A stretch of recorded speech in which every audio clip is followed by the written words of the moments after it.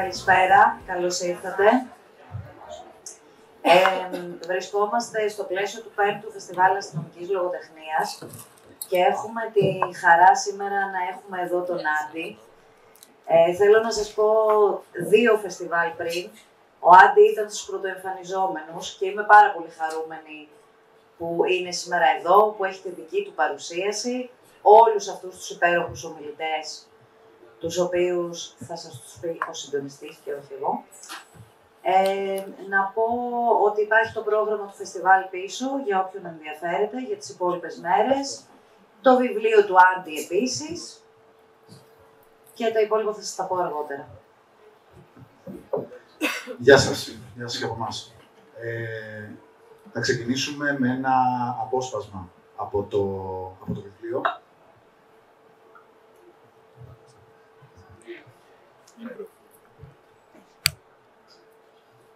Είμαστε έτοιμοι? Όλοι τέρατα είμαστε. Όλοι. Απλώς το κρύβουμε μέσα μας για να μην κρυθούμε από την κοινωνία. Αλλά μόλις βρούμε την ευκαιρία, αναδύεται η πραγματική μας ανάγκη που θέλει να καταστρέψει τα πάντα και τους πάντες. Να επιβληθούμε, να βασανίσουμε, να κατακτήσουμε. Είμαστε όλοι τέρατα. Και τώρα θα μου επιτρέψετε να σας διαβάσω το πιστόφυλλο του βιβλίου, το οποίο θα σας πει πολλά για το βιβλίο. Οι κενές αναμνήσεις είναι καλύτερες. Μια φιλία που κλονίστηκε. Πριν από 5 χρόνια η φιλία της Αθηνάς και της Άρτεμις έληξε άσχημα και κάθε επικοινωνία διακόπηκε απότομα. Μέχρι πριν από 2 εβδομάδες, όταν η πρώτη έστειλε στην Άρτεμι ένα ακατανόητο σημείωμα μαζί με το αγαπημένο της κολλιέ, που δεν αποχωριζόταν ποτέ. Τώρα η Αθηνά είναι νεκρή και η Άρτεμι αναγκάζεται να την επισκεφτεί στην τελευταία κατοικία της. Ένα μυστικό βαθιά θαμμένο. Στην κηδεία της 40χρονης παρευρίσκονται μόνο 2 ακόμα άτομα. Ο πολύ καλός φίλος της Πέτρος και ο ψυχίατρός της. Ο Πέτρος έχει σοβαρές αμφιβολίες για το ότι η Αθηνά αυτοκτόνησε.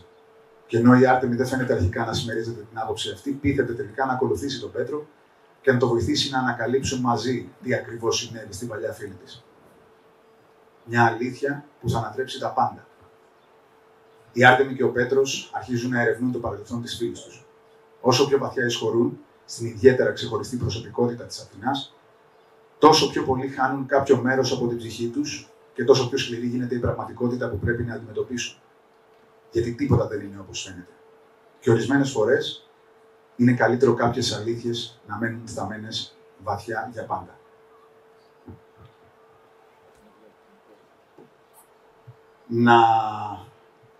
Να μιλήσουμε, να φωνάξουμε τον εκδότη.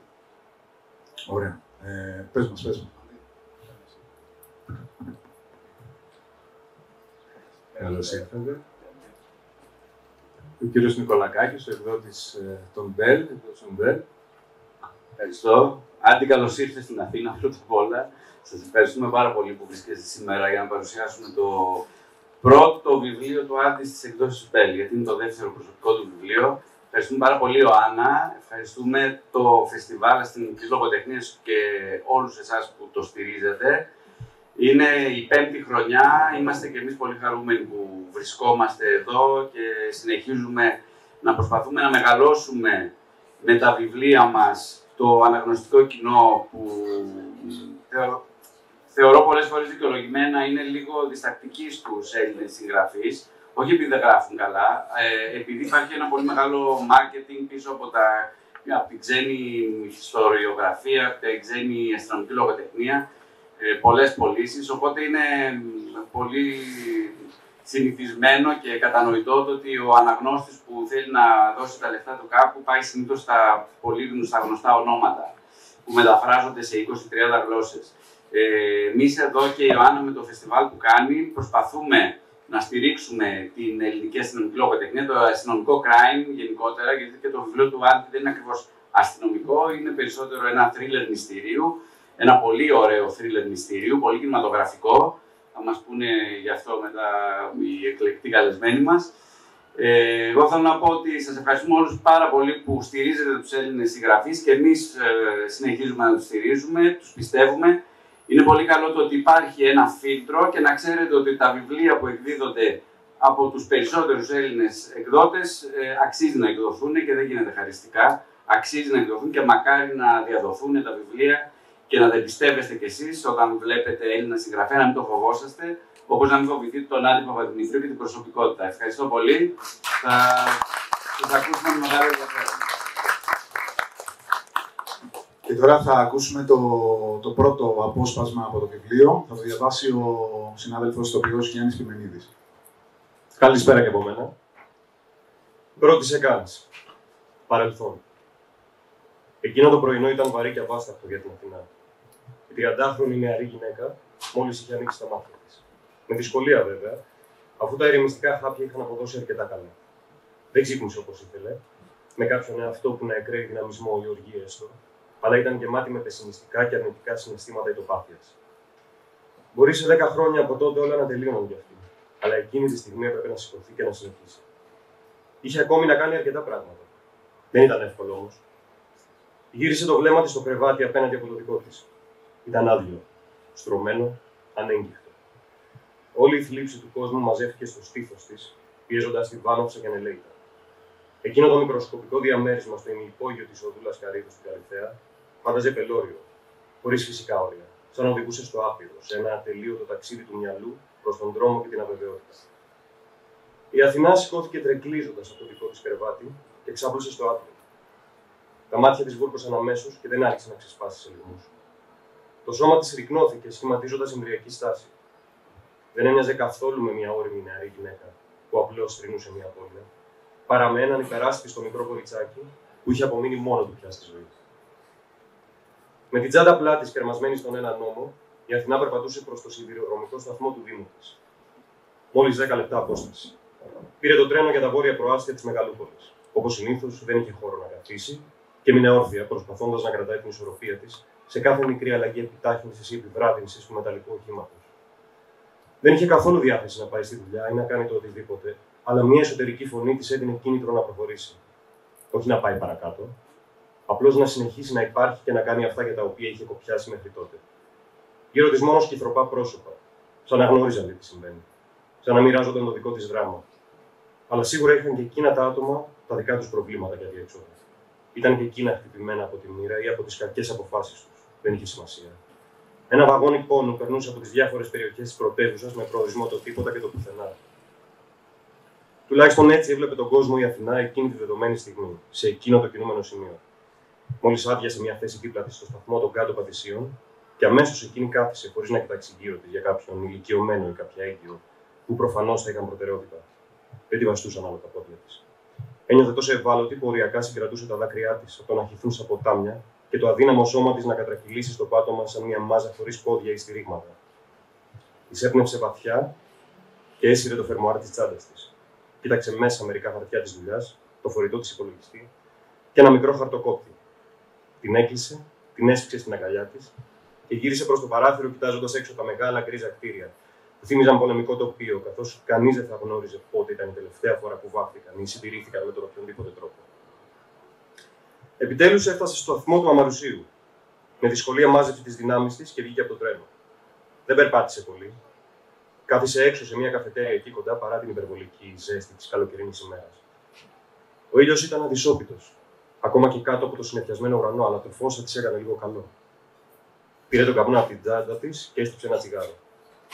Έβγαλε τον αναφύρα από την τσέπη της και με μια βαθιά ρουφιξιά τράβηξε το δηλητήριο μέσα στα πνευμόνια της. Ήπια το ζεστό καπουτσίνο της σχεδόν μονορούφι και πριν το καταλάβει είχε ήδη βρεθεί να περπατάει σαν φάντασμα στους δρόμους του προαστίου. Χωρίς καν να το συνειδητοποιήσει, σαν να την έσπροχνε κάποιος, διένυσε λίγο παραπάνω από 1,5 χιλιόμετρο μέχρι που έφτασε στο νεκροταφείο της περιοχής. Κάθισε στο πεζοδρόμιο δίπλα στην είσοδο και πήρε μερικές ανάσες ξεκούρασης. Έστειψε ένα τσιγάρο, αλλά δεν έβρισκε τον αναπήρα. Ούτε στην τσάντα της ήταν, ούτε στις τσέπες που συνήθως τον έβαζε. Μάλλον τον είχε αφήσει πίσω στην καφετέρια. Σήκωσε το κεφάλι να ψάξει για να πήρα από κανένα περαστικό. Κάποια κλάματα και μερικές λυπημένες φωνές τράβηξαν την προσοχή της στην είσοδο του νεκροταφείου. Ένα τσούρμωμα προφορεμένων ανθρώπων έβγαινε έξω. Η Αθηνά αισθάνθηκε άσχημα να ζητήσει από τους πενθούντες αναπήρα. Αλλά και τι έγινε σε τελική ανάλυση. Απλώς αναπτήρα ήθελε, όχι να συζητήσει για τον πόνο τους. Όλοι πονούν άλλωστε και πάλι πρέπει να συνεχίσουν να αλληλεπιδρούν μεταξύ τους. Σηκώθηκε απότομα και περπάτησε προς το μέρος τους, όμως εκείνοι είχαν ήδη κατευθυνθεί προς τα αυτοκίνητά τους. Δεν θα στεκόταν και έξω από το τζάμι να ζητάει φωτιά, θα ήταν λίγο ανατριχιαστικό και περίεργο αυτό. Για καλή της τύχη, από πίσω της βρισκόταν μια νεαρή κοπέλα. Ναι, μεν είχε φουσκωμένα κόκκινα μάτια, προφανώς από το κλάμα, ήταν δε η μόνη της ευκαιρία για τσιγάρο. Συγγνώμη, έχεις φωτιά, ρώτησε η Αθηνά. Σχεδόν σταματώντας την νεαρή κοπέλα, αφού στάθηκε μπροστά της. Τι, είπε η νεαρή με χαμένο βλέμμα, χωρίς να αντιλαμβάνεται πλήρως την ερώτηση. Η Αθηνά επέμεινε, παρόλο που έβλεπε ότι η κοπέλα δεν ήταν σε κατάσταση να επικοινωνήσει. Φωτιά, αναπτήρα, πώς το λέμε. Η νεαρή κοπέλα εξοργίστηκε. Ένιωσε τα όρια της να καταπατούνται και να συθλίβονται από μια άγνωστη ηλίθεια που φαινόταν να μην έχει καμία ενσυναίσθηση ή αντίληψη του που βρισκόταν. Φύγε από μπροστά μου τώρα. Η Αθηνά χαμογέλασε από αμηχανία. Δεν χρειάζεται να μου μιλάς έτσι. Ακόμα είσαι εδώ και μου μιλάς. Φύγε, άσε με ήσυχη. Δεν ήθελα να σε ενοχλήσω. Ακόμα μιλάς. Η νεαρή κοπέλα άρχισε να απομακρύνεται βρίζοντας. Άντε με τον κάθε βλάκα πια, ήμαρτον, καθυστερημένη. Γύρισε το μάτι της Αθηνάς και έσφιξε δυνατά την τσάντα της από τα νεύρα της. Ήταν έτοιμη να επιτεθεί, αλλά παρατήρησε ότι λίγο πιο πέρα ήταν σταθμευμένο ένα περιπολικό. Δεν θα άφηνε λίγη ένταση να την πλέξει. Ίσως μέσα της ήθελε να γευτεί το θυμό, αλλά είχε ξυπνήσει σήμερα με θλίψη και αδυναμία. Δεν ήταν τελικά η κατάλληλη μέρα να αφαιθεί στην αγκαλιά του χάους. Όμως δεν μπορούσε να το αφήσει να περάσει έτσι απλά. Ίσως από σεβασμό προς τον εαυτό της, ίσως κάτι άλλο δεν είχε σημασία. Συγγνώμη που σε τσίτωσα, αλλά δεν είναι ωραίο να με βρίζεις. Η νεαρή κοπέλα σταμάτησε το βήμα της. Γύρισε εκνευρισμένη προς την Αθηνά. Δεν μπορείς απλά να σκάσεις. Η Αθηνά έκλεισε τα μάτια της, φύγοντας τα δυνατά για να πνίξει το θυμό της. Κάτι άγριο όμως είχε ήδη ξυπνήσει μέσα της. Ήταν πλέον αργά για αυτό σου κεράτηση. Σχεδόν αστραπιαία έτρεξε κατά πάνω στην νεαρή κοπέλα και άρχισε να την χρονοτοκοπεί. Η νεαρή όμως, παρόλο που τα έχασε εξ αρχής, ανταπέδιδε στη συνέχεια με αρκετό δυναμισμό και σθένος. Άλλωστε και εκείνη είχε μαζέψει αρκετή μαύριλα μέσα της και τώρα ήταν η ευκαιρία να ξεσπάσει. Ο κόσμος άρχισε να μαζεύεται γύρω με τους περισσότερους, να τους φωνάζουν να σταματήσουν. Δεν ήταν λίγοι πάντως εκείνοι που κατέγραφαν το περιστατικό με τα κινητά τους και ίσως ευχαριστιόντουσαν με το θέαμα δύο γυναικών να παλεύουν έξω από τον ιερό χώρο των νεκρών. Οι δύο αστιφύλακες που βρίσκονταν εκεί από πριν δεν άργησαν να αντιληφθούν τι συνέβαινε και αμέσως όρμησαν να χωρίσουν τους δύο μονομάχους. Με έντονες φωνές, έδιωξαν τους θεατές από το πεδίο της μάχης και πέρασαν χειροπέδες στις δύο γυναίκες, βάζοντας τις μάλιστα μαζί στις πίσω θέσεις του περιπολικού. Η μία γυναίκα κοίταξε την άλλη. Είχαν και οι δύο ήδη αρκετούς μόλοτες που υποδείκνυαν ότι θα γίνονταν σοβαρές σκούρες μελανιές. Η Αθηνά άρχισε να γελάει. Είσαι τρελή, το ξέρεις, είπε η νεαρή κοπέλα, και αμέσως παρασύρθηκε και εκείνη στο παρανοϊκό γέλιο εκείνης της γελίας αψιμαχίας. Οι δύο αστιφύλακες τις κοίταζαν έξω από το αστυνομικό τμήμα με τα στόματα ανοιχτά. Δεν ήξεραν τι ακριβώς έπρεπε να κάνουν. Η Αθηνά ηρέμησε και το γέλιο της κόπασε. Ποιον έχασες? Η νεαρή χαμήλωσε το κεφάλι και πήρε μια βαθιά ανάσα.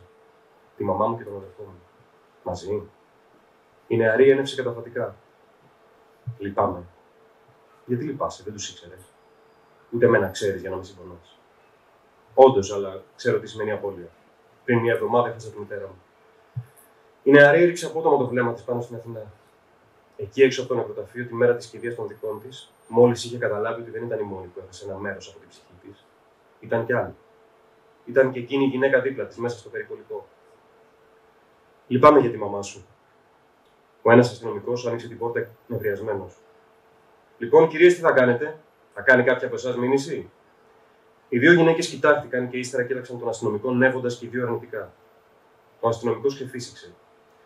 Βγείτε από το περιπολικό τώρα, επειδή έχουμε και σοβαρές δουλειές. Η Αθηνά και η νεαρή κοπέλα βγήκαν και οι αστυνομικοί αφαίρεσαν τις χειροπέδες. Ο ένας μάλιστα σήκωσε το κολλιέ με το μαύρο μισοφέγγαρο. Μαζέψαμε αυτό το κολλιέ, είναι κάποιος από εσάς? Η Αθηνά απότομα έβαλε το χέρι της ψηλά στο στήθος, επιβεβαιώνοντας την έλλειψη του κολλιέ. Δικό μου. Ο αστυνομικός της το έδωσε και αμέσως μπήκε στο περιπολικό, το οποίο έφυγε γρήγορα, αφήνοντας λίγη μυρωδιά καμένου ελαστικού. Το βλέμμα της νεαρής κοπέλας στάθηκε στην Αθηνά που φορούσε το κολλιέ της. Ωραίο κολλιέ. Ευχαριστώ. Πλακωθήκαμε που πλακωθήκαμε στο ξύλο, ας βάλουμε τουλάχιστον ένα όνομα στα ματωμένα πρόσωπά μας. Δίκιο έχεις. Εγώ είμαι η Αθηνά. Χάρηκα. Άρτε.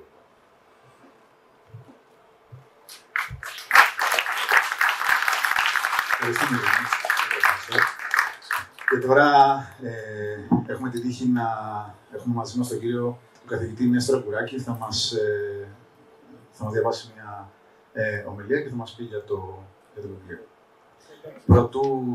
Πρωτού ξεκινήσει, ας αφήσουμε να μάθει ωραία. Να σας πω λίγα πράγματα για τον καθηγητή Νέστορα Κουράκη. Ο καθηγητής Νέστορας Κουράκης είναι ακαδημαϊκός διδάσκαλος και ερευνητής, ειδικευμένος στις ποινικές επιστήμες. Ο κύριος Κουράκης εξελέγει καθηγητής της Νομικής Σχολής του Πανεπιστημίου Αθηνών το 1993, όπου και παρέμεινε διδάσκοντας για τα επόμενα 21 χρόνια, έως δηλαδή την αφιπηρέτησή του το 2014. Έκτοτε ασκεί καθήκοντα τακτικού καθηγητή πλήρους απασχόλησης στο Πανεπιστήμιο Λευκωσίας στην Κύπρο. Επί 14 χρόνια διατέλεσε διευθυντής του Εργαστηρίου Ποινικών και Εγκληματολογικών Ερευνών, ενώ υπήρξε και πρόεδρος δημοσίων φορέων, όπως παραδείγματος χάρη για την κοινωνική επανένταξη των αποφυλακισμένων και για την πρόληψη της παραβατικότητας. Έχει τιμηθεί από την Ακαδημία Αθηνών με βραβείο για την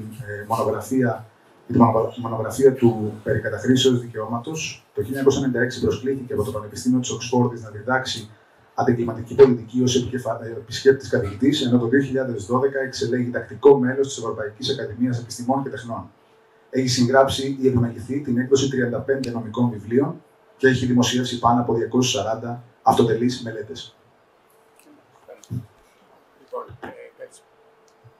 Καλησπέρα και από μένα. Χαίρομαι ιδιαίτερα που βρίσκομαι κοντά σας και ακόμα περισσότερο διότι θα είμαι ο πρώτος να σας δώσω μία πρόγευση για αυτό το πολύ ωραίο βιβλίο του φίλου Άντι Παπαδημητρίου, που ονομάζεται, όπως ξέρετε, Προσωπικότητα. Θα έλεγα ότι με το βιβλίο του αυτό, που είναι πράγματι συναρπαστικό, ο Άντι δεν μας δίνει απλώς μια αριστοτεχνική πλοκή μυστηρίου με άξονα τον θάνατο μιας 40χρονης κοπέλας, αλλά μας δίνει κυρίως το περίγραμμα, και ίσως γι' αυτό με παρακάλεσε να συμμετάσχω σε αυτή την ωραία εκδήλωση, το περίγραμμα του πώς βρουν οι βαρώνοι του οργανωμένου εγκλήματος, πώς κάποια παιδικά και φιλικά τραύματα αφήνουν το έντονο αποτύπωμά τους στη μετέπειτα εξέλιξη ενός ανθρώπου και ακόμα πώς δυο ερασιτέχνες detectives, ας τους πούμε, ένας άντρας και μια γυναίκα, αποδιόμενοι σε μια εξαιρετικά επικίνδυνη προσπάθεια, καταφέρνουν στο τέλος να εξιχνιάσουν το μυστηριώδη θάνατο μιας φίλης τους, ως προς το κατά πόσο δηλαδή ο θάνατος αυτός είναι δολοφονία ή αυτοκτονία. Και οι τρεις αυτές θεματικές σχετίζονται άμεσα με το γνωστικό αντικείμενο της εγκληματολογίας, γι' αυτό και δεν θα ήταν υπερβολικό να λεχθεί ότι το αστυνομικό μυθιστόρημα μυστηρίου και θρίλερ, ας το πούμε έτσι, το οποίο παρουσιάζουμε σήμερα, κινείται όχι μόνο στον αστερισμό του εγκλήματος, όπως συμβαίνει με τα συνηθισμένα λογοτεχνικά έργα αυτού του είδους, αλλά πρωτίστως στον αστερισμό της εγκληματολογίας. Με αποτέλεσμα, όταν το διαβάσει κανείς, να έχει, πιστεύω, μια βαθύτερη γνώση, πρώτον για το οργανωμένο έγκλημα, δεύτερον για την ψυχοπαθολογία του εγκληματία και τρίτον για τον τρόπο, ορθόδοξο ή ανορθόδοξο, εξιχνίασης ενός μυστηριώδους θανάτου. Πιο συγκεκριμένα, τρία πιστεύω είναι τα εγκληματολογικά στοιχεία που αξίζει εδώ να μνημονεύσουμε. Πρώτον, ολόκληρος ο καμβάς του μυθιστορήματος έχει ως επίκεντρο τις δραστηριότητες ανθρώπων του οργανωμένου εγκλήματος, δηλαδή σύμφωνα με τον ορισμό της Σύμβασης του Παλέρμο του 2003, το πώς λειτουργεί μια ομάδα ανθρώπων που έχει και μια χρονική διάρκεια και θέτει ως σκοπό τον σχεδιασμό και την τέλεση σημαντικών εγκλημάτων προς επίτευξη κέρδους ή άλλου οικονομικού ωφέλους. Αυτός είναι κάπως ο επίσημος ορισμός του οργανωμένου εγκλήματος. Μέσα τώρα στο πλαίσιο μιας τέτοιας δραστηριότητας που αφορά εγκλήματα όπως, παραδείγματος χάρη, η εμπορία ανθρώπων και η εμπορία διακίνηση ναρκωτικών, που είναι και το αντικείμενο του βιβλίου, συγκρούονται στο έργο πια με αμήλικτο τρόπο για την κυριαρχία στην αντίστοιχη αγορά, παράνομη αγορά, δύο αντίστακτοι κακοποιοί. Ο Δημήτρης Κάπα, ας το πούμε έτσι, και ο Ιωσήφ Μη. Στις εγκληματικές τους ομάδες διαπιστώνει κανείς όλα εκείνα τα χαρακτηριστικά μιας μαφιόζικης οργάνωσης, όπως την ιεραρχική δομή, τον ξεκάθαρο ρόλο του κάθε μέλους της ομάδας, όπου οι πιστολέρος και οι καθαριστές εντός εισαγωγικών κάνουν την βρώμικη δουλειά. Τη συνεργασία με αντίστοιχες ομάδες του εξωτερικού για τη διακίνηση των εμπορευμάτων, όπως παραδείγματος χάρη με την αλβανική μαφία της κοκαίνης. Την υπόγεια συνεργασία με διεφθαρμένους αστυνομικούς και διαπλεκόμενους πολιτικούς, την άσκηση βίας και απειλών απέναντι σε όσους στέκονται εμπόδιο στα σχέδια μιας τέτοιας οργάνωσης, αλλά και την εκμετάλλευση αυτών που λέγονται παραθυράκια του νόμου, ώστε η οργάνωση να μην έρχεται όπου αυτό είναι εφικτό, σε ευθεία αντιπαράθεση με τον νόμο, αλλά να λειτουργεί με κάποιο προπέτασμα νομιμότητας, χρησιμοποιώντας μάλιστα ως οχήματα και κάποιες εταιρείες στοιχημάτων ή φιλανθρωπικά ιδρύματα. Ευνόητο είναι ότι οι μαφιόζικες αυτές οργανώσεις στηρίζονται ιδιαίτερα στους δεσμούς της οικογένειας και στην απόλυτη εμπιστοσύνη μεταξύ των μελών τους, ενώ οποιαδήποτε ανυπακοή ή διοχέτευση πληροφοριών κατά παράβαση της λεγόμενης ομερτά τιμωρείται με εξόντωση. Το δεύτερο ενδιαφέρον εγκληματολογικό στοιχείο αυτού του μυθιστορήματος είναι η εμβάθυνση στη δομή και την προϊστορία των κεντρικών ηρώων του όλου σενάριου, εξού και οι αλλεπάλληλες αναδρομές, flashbacks, σε παλαιότερες ιστορίες τους.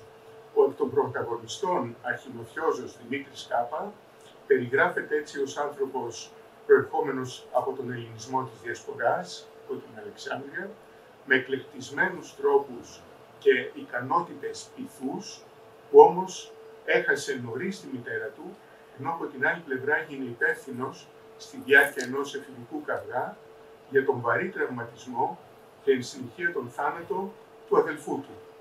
Έχοντας μαζί με όλα τα άλλα να αντιμετωπίσει έναν φτωχό, μέθησο και βίαιο πατέρα, ο οποίος τον έδερνε με κάθε ευκαιρία, ο Δέλτα Κάπα εξωθείται έτσι να προχωρήσει σε διακίνηση ναρκωτικών και να γίνει σταδιακά ο μεγαλόσχημος αρχηγός της σπουδαιότερης οργάνωσης αυτού του είδους. Για τους υπόλοιπους ήρωες του μυθιστορήματος, όπως η Άρτεμη και ο Πέτρος, που αποδίονται να εξυπνιάσουν το θάνατο της Αθηνάς, υπάρχουν επίσης ενδιαφέροντα παιδικά βιώματα, τα οποία έως ένα βαθμό εξηγούν και τη μετέπειτα συμπεριφορά τους. Τέλος, ένα εξίσου σημαντικό εγκληματολογικό στοιχείο του έργου είναι η προσπάθεια των δύο ερασιτεχνών detectives και φίλων, δηλαδή της Άρτεμης και του Πέτρου, να εξυπνιάσουν το θάνατο της κοινής τους φίλης Αθηνάς.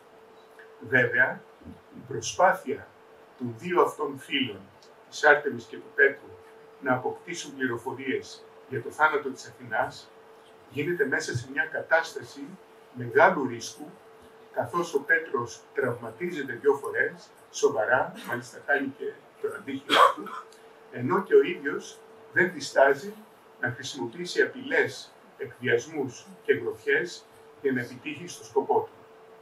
Ενδιαφέρον παρουσιάζει και το πώς ο Πέτρος και η Άρτεμη καταφέρνουν να συλλέξουν τις πληροφορίες που χρειάζονται, πηγαίνοντας αλυσιδωτά από τον ένα εμπλεκόμενο γνωστό της Αθηνάς στον άλλο, ώστε να συμπληρώσουν το δύσκολο πάζλ με τις επιμέρους ψηφίδες, στις οποίες παραπέμπει και το εξώφυλλο του έργου, όπου πιθανότατα απεικονίζεται η Αθηνά.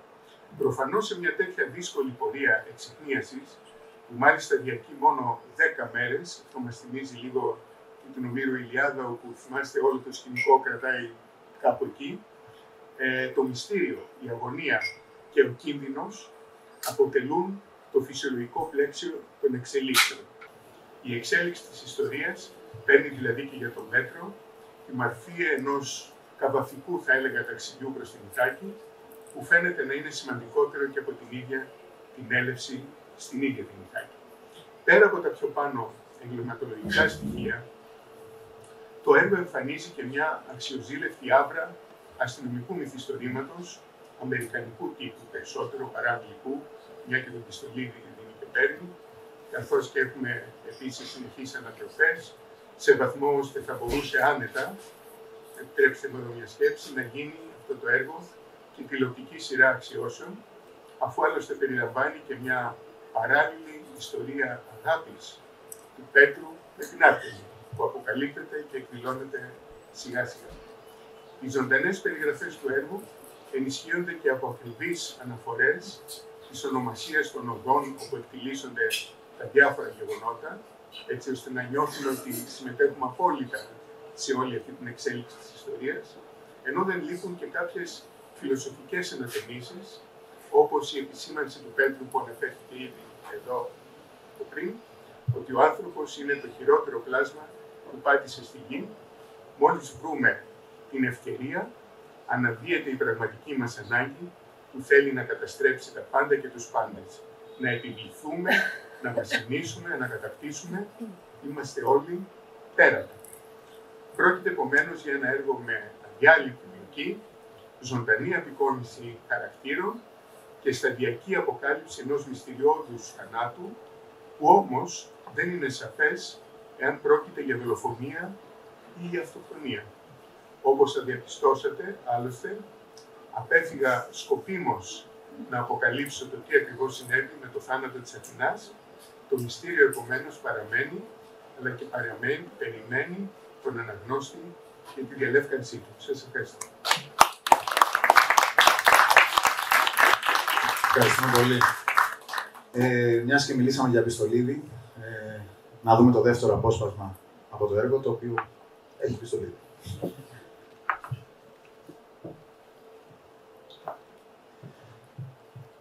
«Πέστε κάτω», φώναξε με τον ίδιο Νασχίδη αστραπιαία και να βγάζει το πιστόλι του.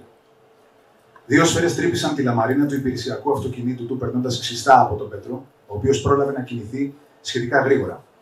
Ένα κοφτό ουρλιαχτό τρόμο ακούστηκε από την Άρτεμη, η οποία κάλυψε το κεφάλι της με τα χέρια της, χωρίς να κάνει όμως το παραμικρό βήμα.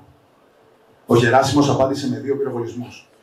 Ο Πέτρος άρπαξε την Άρτεμη και τραβώντας τη βία άρχισαν να τρέχουν προς το νοσοκομείο.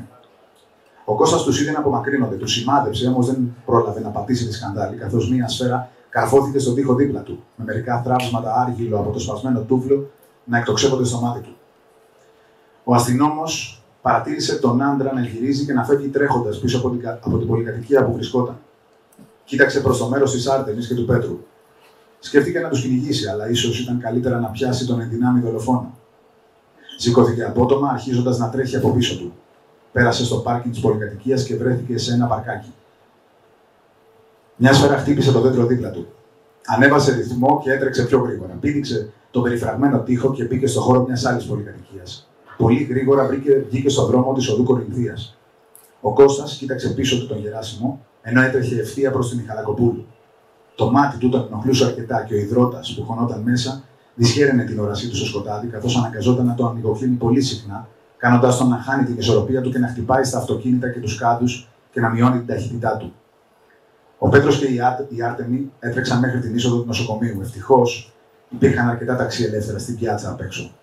Μπήκαν ταχύτατα στις πίσω θέσεις του πρώτου ταξί, τρομάζοντας τον οδηγό που άκουγε χαλαρό στην αγαπημένη του ποδοσφαιρική εκπομπή. «Πάμε γρήγορα», είπε απότομα ο Πέτρος. «Πάρε άλλο, δεν μπορώ εγώ». Ο ταξιτζής δεν ήταν από εκείνους που θα δεχόταν να τους μιλάνε έτσι. Όμως ξαφνικά είδε από τον καθρέφτη του το ματωμένο πρόσωπο του ψηλού άντρα να τον πλησιάζει και να τον κοιτάζει με το πιο τρομακτικό ύφος που τον είχε κοιτάξει ποτέ άνθρωπος. Χωρίς να το καταλάβει, ξεροκατάπια. «Πού πάμε?» «Μεταξουργείο», είπε ο Πέτρος αρχικά, αλλά το ξανασκέφτηκε. «Όχι, πήγαινε μας καλυθέα». Γύρισε να δει αν συμφωνούσε η Άρτεμη, η οποία ναι μεν καθόταν δίπλα του, το σώμα της τουλάχιστον, αλλά το πνεύμα της ήταν σε κομματώδη κατάσταση. Το ταξί έφυγε για τον πολυπληθή Δήμο, δίνοντας χρόνο στους δυο τους να σκεφτούν και να νιώσουν ασφαλείς. Προσωρινά. Ο Κώστας ξανακοίταξε πίσω του, παρατηρώντας τον αστυνόμο να τον έχει πλησιάσει αρκετά. Γύρισε μπροστά του, όμως ένα αυτοκίνητο παρκαρισμένο με τη μούρη πάνω στο πεζοδρόμιο ήταν αρκετό για να τον κάνει να ελιχθεί τελευταία στιγμή, πέφτοντας πάνω στον κορμό ενός δέντρου και καταλήγοντας στο έδαφος.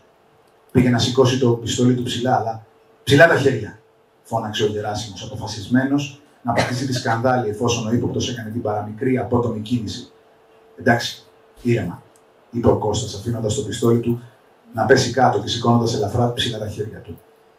Ο αστυνόμος τον κοίταξε προσεκτικά. Σε ξέρω εσένα. Ο άντρας με το καφέ παλτό χαμογέλασε. Κι εγώ εσένα. Ο Γεράσιμος περπάτησε προσεκτικά 2 βήματα πιο κοντά του. Γιατί ήθελες να τους σκοτώσεις? Δεν μιλάω με χαμηλόβαθμους. Καλύτερα να με πας στο τμήμα.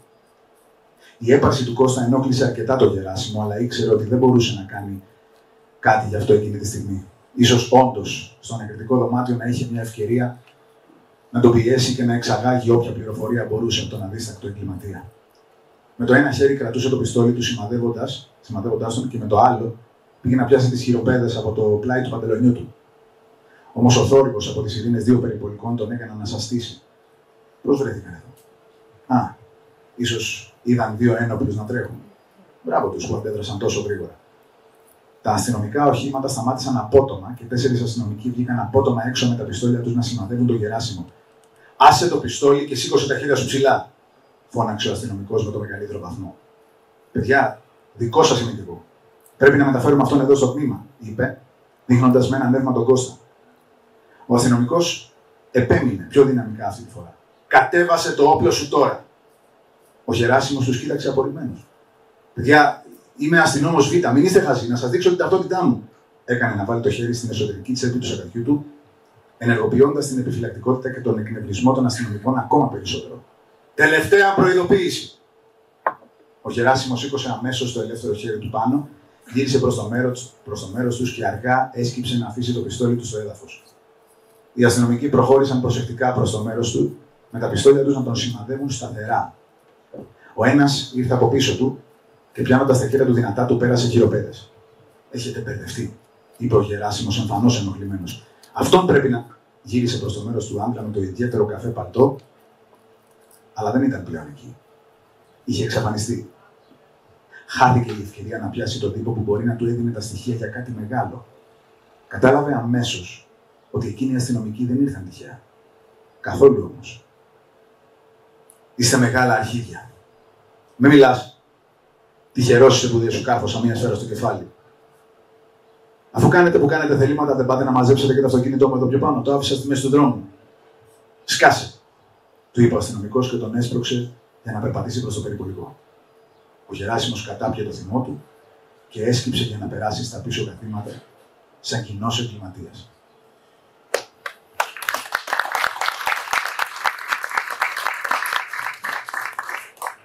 Μετά από αυτό το πιστολίδι, θα ακούσουμε την ομιλία της επίκουρης καθηγήτριας κυρίας Κωνσταντίνας Σκλάβου. Θα σας πω 2 λόγια για την κυρία Κωνσταντίνα Σκλάβου.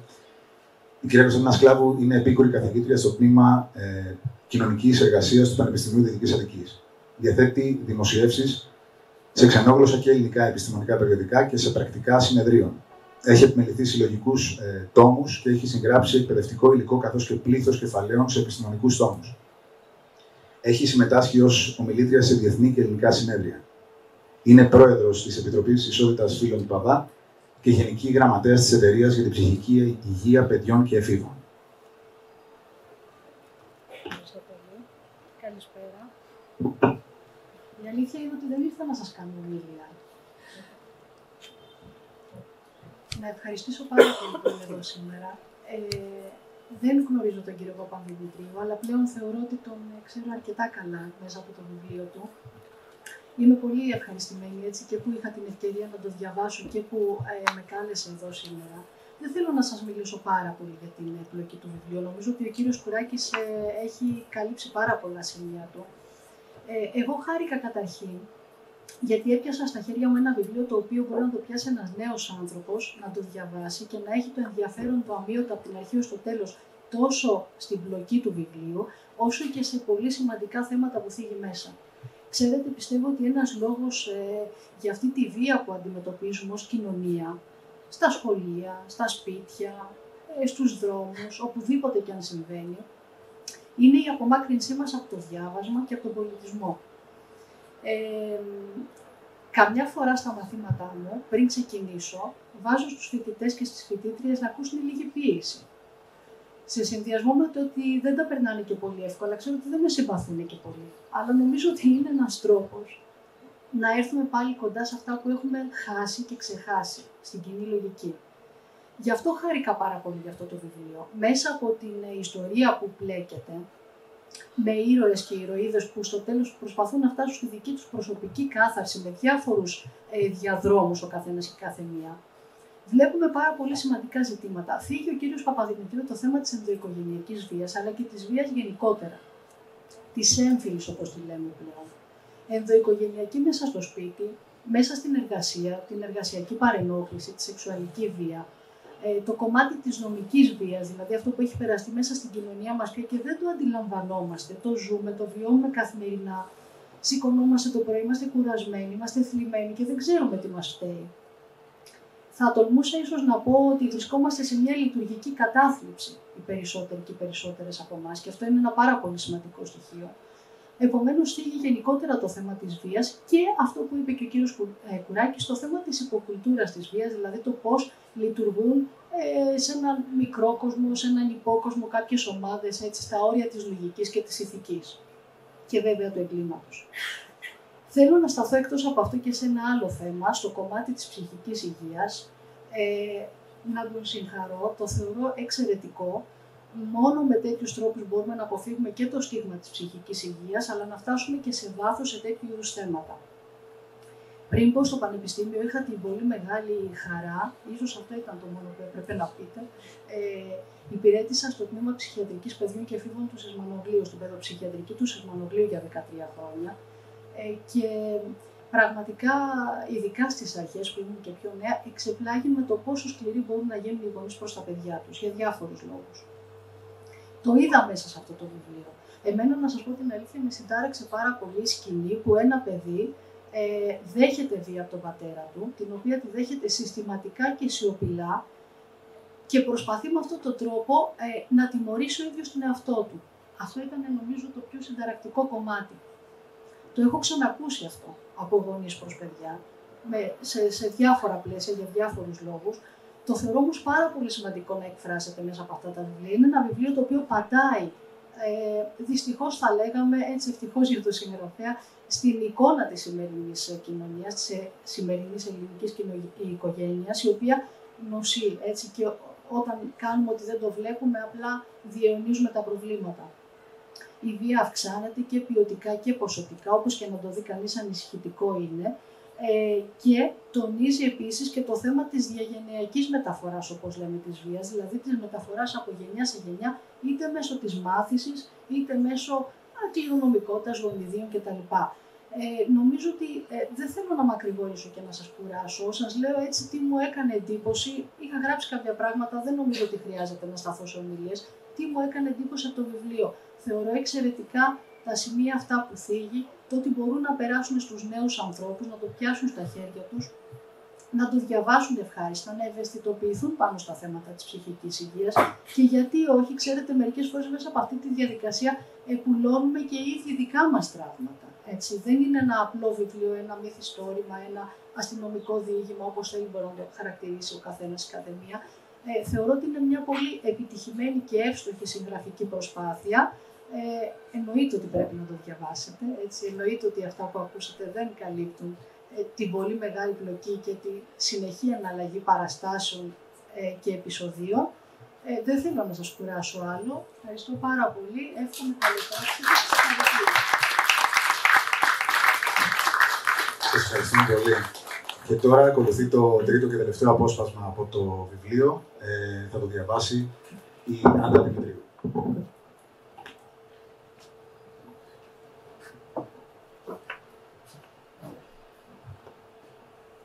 Η υπόλοιπη μέρα πέρασε ήσυχα.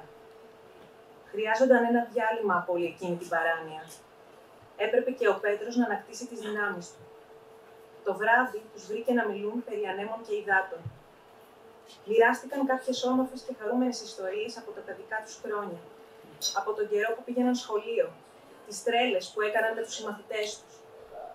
Ο Πέτρος ιδίως αναφέρθηκε με ενθουσιασμό σε κάποιες ωραίες στιγμές που είχε με την Αθηνά όταν ήταν έφηβη. Απέφυγαν στεναρά τις σοβαρές συζητήσεις, παρόλο που και τους δυο τους έτρωγε μέσα τους να ξέρουν πώς θα κινούνταν από εδώ και μπρος. Πάντως, το διαμέρισμα φάνηκε ιδανικό καταφύγιο, αφού ούτε το ρεύμα δεν είχαν κόψει οι ιδιοκτήτες, οι οποίοι λογικά θα είχαν σοκαριστεί και οι ίδιοι που κάποιος πέθανε στο οίκημά τους. Η Άρτεμι βγήκε για να φέρει φαγητό. Δεν έλειψε πολύ αυτή τη φορά. Σε 20 λεπτά ήταν πίσω και με ένα χαμόγελο στα χείλη στάθηκε πάνω από τον Πέτρο. «Έλα, τυχερέ, πίτες αυτή τη φορά», είπε και έδωσε τη σακούλα σε εκείνον. «Περίμενε να φέρω κανένα πιάτο».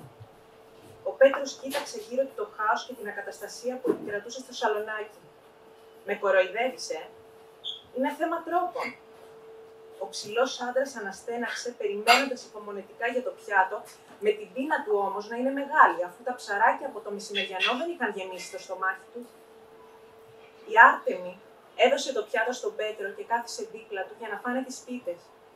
Εκείνος άρχισε αμέσως να τρώει, όμως η γυναίκα φάνηκε προβληματισμένη. «Το σκεφτόμουν όλη μέρα», είπε εκείνη. «Τι πράγμα?» ρώτησε ο Πέτρος με γεμάτο στόμα. «Θα περάσω αύριο από τον φιλανθρωπικό οργανισμό». «Τι?» Του στάθηκε η μπουκιά και ήπιε γρήγορα λίγο νερό για να κατέβει. «Έχασες το μυαλό σου. Πρέπει να μάθω τον πραγματικό υπεύθυνο που χρησιμοποίησε την εταιρεία του μπαμπά μου για να κάνει δουλειές με ναρκωτικά και τράφικινγκ. Ρε Άρτεμι, χθες πήγαν να μας σκοτώσουν και ξέρεις, οι νεκροί δεν μαθαίνουν τίποτα. Δεν καταλαβαίνεις. Τι να καταλάβουν? Με τίποτα. Εγώ λέω να γυρίσουμε πίσω στις δουλειές μας και να ελπίσουμε ότι τους δώσαμε το μήνυμα ότι δεν θα ασχοληθούμε ξανά. Δική σου σκέψη ήταν αυτή, όχι δική μου. Και τώρα άλλαξα. Πρέπει να μάθω», είπε αποφασιστικά η Άρτεμι. «Γιατί πρέπει? Τι θα έκανες αν ο πατέρας σου σε χρειαζόταν? Τι σχέση έχει αυτό? Πρέπει να καθαρίσει το όνομά του και αυτό θα γίνει αν βρούμε τον υπεύθυνο. Ο Κώστας φαίνεται να είναι. Όχι, αποκλείεται. Κάποιος άλλος κινεί τα νήματα.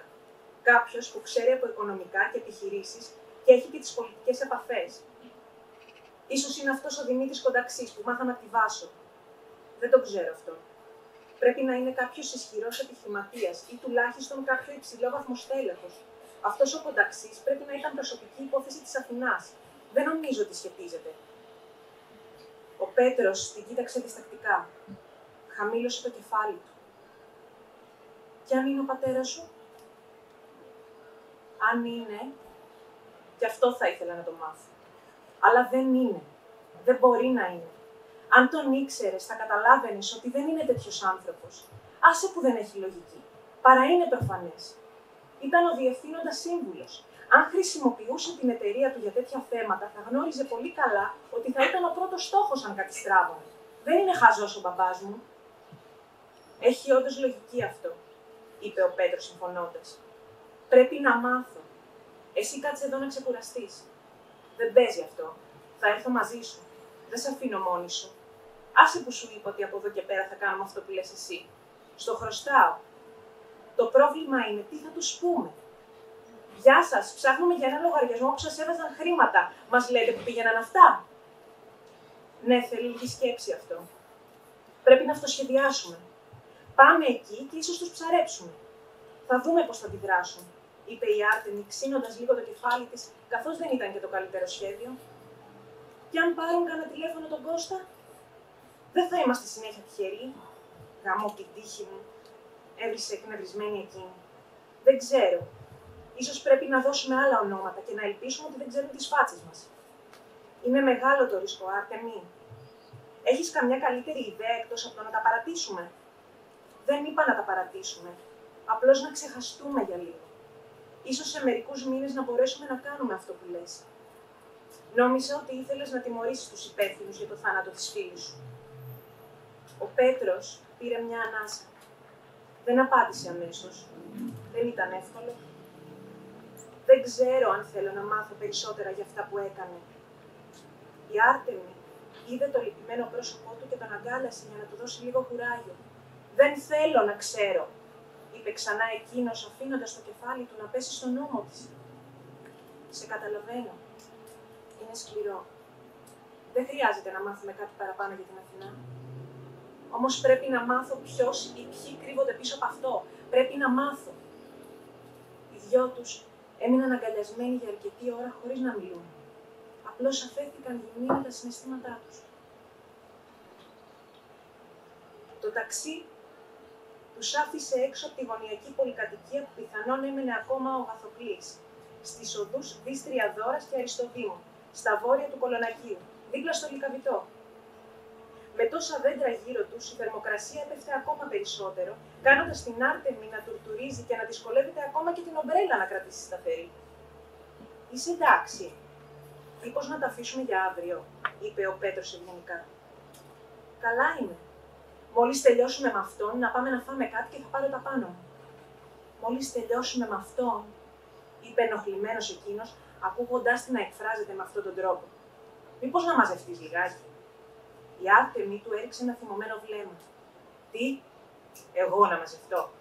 Εσύ χτυπάς κόσμο για να μάθεις αυτά που θες και είναι εντάξει?» «Δεν λέω ότι έπραξα σωστά. Το αντίθετο. Είδες που μας οδήγησε η μαλακία μου. Εσύ δεν τα κάνεις αυτά». «Δεν έκανα κάτι», είπε η Άρτεμη, παίρνοντας μια έντονα απορριμμένη έκφραση. Ο Πέτρος κούνησε το κεφάλι του με αγανάκτηση. «Δεν ξέρω τι είναι χειρότερο, που λειτουργείς έτσι ή που δεν καταλαβαίνεις τι κάνεις». «Τι έκανα, ρε Πέτρο? Τι ήταν αυτό πριν με το δούσι? Τι ήταν?» «Το πίεσα λίγο παραπάνω για να μιλήσει και τα καταφέραμε». «Ο άνθρωπος έχει θέματα, σοβαρά θέματα με το μυαλό του, και εσύ τον εκφόβησες, τον διέλυσες. Δεν θα ξαναβγεί από το σπίτι του. Δεν το κάνεις αυτό σε άτομα με τέτοια προβλήματα». «Ήταν λίγο αργός, αυτό ήταν όλο. Θα το ξεπεράσει». «Όχι, δεν θα το ξεπεράσει», είπε απότομα ο Πέτρος με την έντονη αντίδρασή του να τρομάζει την Άρτεμη. «Ποτέ δεν το ξεπερνούν. Είχα μαθητές σαν γι' αυτόν. Κάθε κακή εμπειρία θρίζεται και μένει εκεί για πάντα να τους βασανίζει και να τους υπενθυμίζει ότι δεν είναι σαν τους άλλους. Δεν μπορούν να φιλτράρουν. Δεν μπορούν να καταλάβουν ότι υπάρχουν καλά και κακά άτομα, καλές και κακές συμπεριφορές. Απλώς φοβούνται και χάνουν την αυτοπεποίθησή τους. Και μετά τελειώνουν. Μένουν μόνοι, γιατί έτσι νιώθουν προστατευμένοι. Γιατί έτσι δεν θα μπορούν να τους βλάψουν ξανά τα κακά άτομα. Και απόψε αυτού του τύπου θα του χαρακτούν στη μνήμη στη μνήμη του δύο ακόμα κακά πρόσωπα. Το δικό μου και το δικό σου. Σήμερα ήσουν εσύ το κακό». Τα μάτια της Άρτεμης χαμήλωσαν σκεπτικά. «Το ξέρω ότι αυτό που ζούμε είναι ακραίο. Ποιος να το φανταζόταν? Δεν είναι δύσκολο να το χάσουμε και να γίνουμε σαν και αυτούς που κυνηγάμε. Ξέρω ότι μετά από τον τρόπο που λειτουργήσα δεν έπρεπε να τα ακούς από μένα, αλλά εμένα έχεις, κι εγώ εσένα. Και οφείλουμε να συγκρατούμε ο ένας τον άλλον όταν πάει να ξεφύγει, όπως πολύ σωστά έκανες μαζί μου. Τώρα είναι η σειρά μου». Η γυναίκα σήκωσε το βλέμμα της. «Οι καταστάσεις με αναγκάζουν. Δικά σου λόγια, όχι δικά μου». Ο Πέτρος αισθάνθηκε το βάρος των πράξεών του. Ήταν υπόλογος γι' αυτό που αφύπνισε μέσα στον ψυχισμό της Άρτεμης. Σίγουρα όμως κάτι υπήρχε εκεί για να ξυπνήσει. Κάποιες σκιές περίμεναν να αναγερθούν στον κόσμο του φωτός για να τον κατακτήσουν.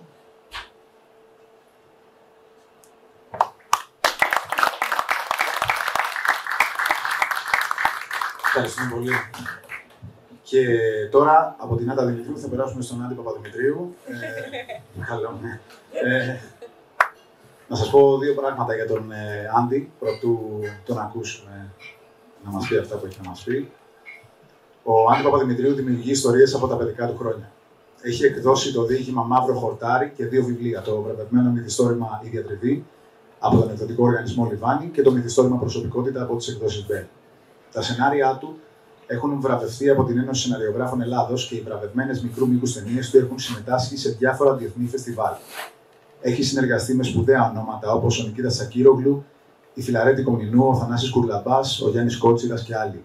Στο θέατρο έχει σκηνοθετήσει το μονόλογο «Η νύχτα μόλις πριν από τα δάση» του Μπερνάρ Μαρικολτές, στο θέατρο Μεταξουργείο και επίσης στην τραγωδία «Ειδίπου Στήρανος» του Σοφοκλή, παρουσιάζοντάς την στο Διεθνές Φεστιβάλ Αρχαίου Ελληνικού Δράματος της Κύπρου, με εξαιρετική επιτυχία, αφού έγινε μία από τις πιο επιτυχημένες εισπρακτικά παραγωγές στην ιστορία του φεστιβάλ. Ο Άντι Παπαδημητρίου γεννήθηκε στη Θεσσαλονίκη το 1984. Μεγάλωσε στο Μεσολόγγι, μια μικρή αλλά ιστορική πόλη, και ενηλικιώθηκε στην Αθήνα.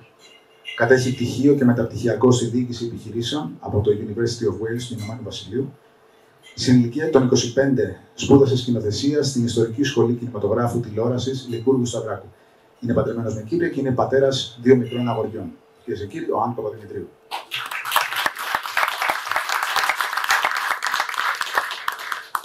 Καλησπέρα και από μένα.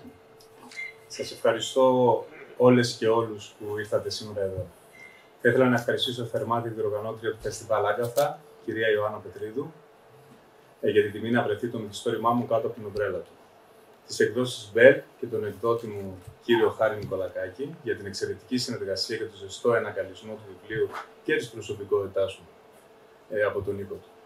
Ευχαριστώ θερμά τον κύριο Νέστορα Μπουράκη και την κυρία Κωνσταντίνα Σκλάβου για τις υπέροχες σημειώσεις τους πάνω στο έργο μου και για τα καλά τους λόγια και 1000 ευχαριστώ στους ηθοποιούς Τάσο Τζιβίσκο, Γιάννη Πιμενίδη και Άντα Δημητρίου για τη συμμετοχή και την ανάγνωση των αποσπασμάτων. Σας ευχαριστώ πολύ. Εννοείται ότι είμαι ανοιχτός σε οποιασδήποτε ερωτήσεις ή απορίες έχετε. Απλώς πριν πάμε εκεί θα επιθυμούσα να σας εκφράσω τον λόγο που έγραψα αυτό το μυθιστόρημα. Και δεν είναι άλλος από την ανάγκη μου να αναζητώ τους λόγους που οδηγούν τους ανθρώπους στη σκοτεινή πλευρά του εαυτού τους. Τις αιτίες, τις καταστάσεις, τις επιλογές και τις αποφάσεις τους, τα βιώματα, τα ψυχικά τραύματα και εν τέλει τις ευθύνες που φέρουν οι πράξεις τους. Με συναρπάζει αυτός ο αέναος αγώνας να βγεις από το σκοτάδι, να δεις λίγο φως, λίγη ελπίδα, να ψάξεις για την αλήθεια, να βρεις γαλήνη, να ισορροπήσεις. Όμως με συναρπάζει περισσότερο όταν παντρεύεσαι αυτό το σκοτάδι, όταν αγκαλιάζεις το χάος και το έρευος, μόνο και μόνο για να σκοτώσεις εκείνα τα κομμάτια μέσα σου που δεν αντέχεις άλλο να κουβαλάς. Δεν ξέρω σε αυτή την περίπτωση κατά πόσο υπέρχεται η κάθρηση, επειδή ακούστηκε κιόλας, η λύτρωση, μεγάλα ερωτήματα αυτά που δεν μπορούν να απαντηθούν απλοϊκά. Όμως αυτοί είναι οι άνθρωποι και οι προσωπικότητες που γυρίζουν μέσα στο δικό μου το μυαλό και αυτοί είναι οι συναρπαστικοί και πολυσύνθετοι χαρακτήρες του μυθιστόρημά μου προσωπικότητα. Σας ευχαριστώ ξανά όλες και όλους και είμαι στη διάθεσή σας για οποιασδήποτε ερωτήσεις ή απορίες έχετε κτλ.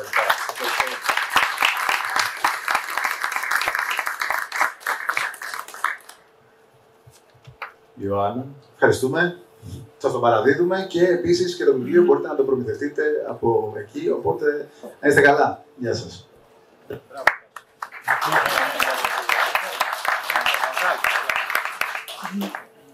Λοιπόν, να κάνω μία ερώτηση και μετά πρέπει και εσείς να κάνετε ερωτήσεις.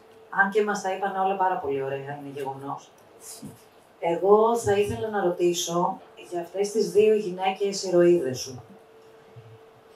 Θέλω να ρωτήσω ποια ακούμπησε πιο πολύ σε σένα, ποια αγάπησες πιο πολύ, πόσο αντιφατικές και κοντινές είναι αυτές οι 2 προσωπικότητες. Να μας πεις και για αυτήν την προσωπικότητα που έδωσε τίτλο στο βιβλίο. Δύσκολη ερώτηση, καλή όμως. Βασικά, ο τίτλος του βιβλίου «Προσωπικότητα», πολλοί θα πιστέψετε ότι έχει να κάνει με αυτές τις 2 πρωταγωνίστριες. Στην ουσία όμως δεν είναι καμία από τις 2 πρωταγωνίστριες. Είναι το πρόσωπο που ευθύνεται για το μέλλον και τις καταστάσεις που έζησαν αυτές οι 2 πρωταγωνίστριες, επειδή κάπως συσχετίζονται. Δεν μπορώ να πω πια, είναι λίγο δύσκολο να πω πια, αγαπάω περισσότερο κτλ. Νομίζω ότι συμπάσχω λίγο περισσότερο με την Αθηνά, δηλαδή αυτή που ξεκινάει ως νεκρή στο έργο, συμπάσχω περισσότερο, επειδή αυτή δεν γνώρισε ποτέ σχεδόν τίποτα αυθεντικό στη ζωή της, οπότε ξεκινάμε με ένα αρνητικό πρόσημο στο χαρακτήρα, ενώ η κανονική, η κλασική πρωταγωνίστρια του έργου, που είναι η ζωντανή, που αναζητάει όλο το μυστήριο και πώς πέθανε τελικά η φίλη της, υπάρχουν όλα αυτά τα βιώματα ή έστω οι ψευδαισθήσεις της χαράς και της ευτυχίας. Παρ' όλα αυτά όμως είναι η κλασική πρωταγωνίστρια.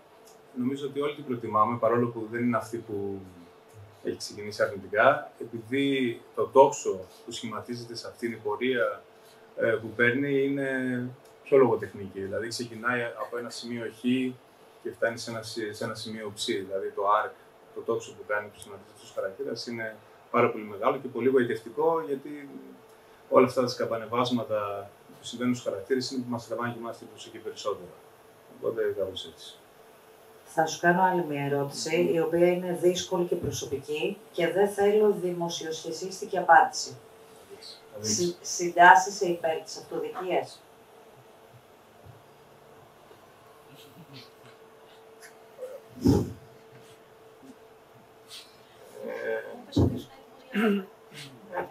Ναι, είμαι. Εντάξει. Δεν μπορώ να πω ότι θα δώσω μια PR απάντηση, αλλά τώρα τέτοιου είδους ακούμε καλά.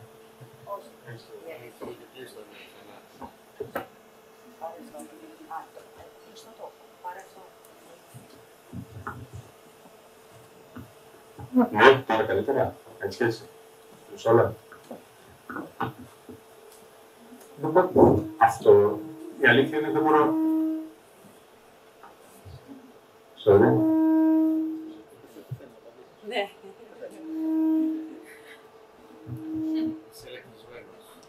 Το έχεις κάνει επίτηδες. Έχουμε ένα τεχνικό πρόβλημα, δεν γίνεται να απαντήσουμε σε λεπτομέρειες. Καλύτερα το ναι. Λοιπόν, το πρόβλημα είναι... Όχι, δυνατά. Ναι. Καλά, ακούγουμε και έτσι.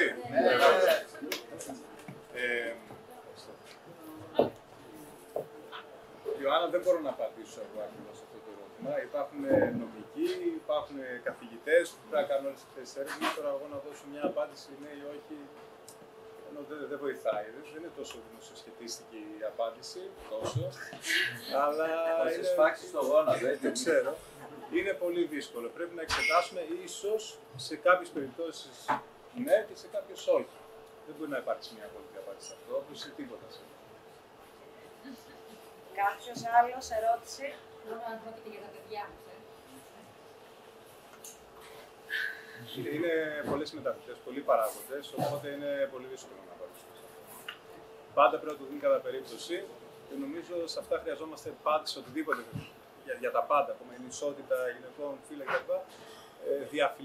Διαφιλικά άτομα κλπ. Χρειαζόμαστε πάντα επιστημονικές μελέτες, να μπουν μετά άλλοι νομικοί, να δούμε τι μπορεί να γίνει. Δηλαδή, θα ήταν άδικο εγώ να απαντήσω από το μέρος της λογοτεχνίας. Εγώ αυτό που κάνω είναι ότι παίρνω τις επιστημονικές μελέτες τους και προσπαθώ αυτά να τα μεταδώσω και να τα διατυμπανίσω στο ευρύ κοινό. Νομίζω ότι η δουλειά των λογοτεχνών, των καλλιτεχνών γενικότερα είναι να προπάγουν, να βασιζόμαστε στις επιστήμες και μετά όλα αυτά να μπορούμε να διαπικοινωνούμε για να μαλακώνουμε τις άκρες, να μαλακώνουμε τον κόσμο, ώστε να μπορούν να πιστέψουν στο και καλά διαφορετικό για να μπορούν λίγο να παντρεύονται με τις καινούργιες ιδέες που έρχονται συναντώς. Αυτά.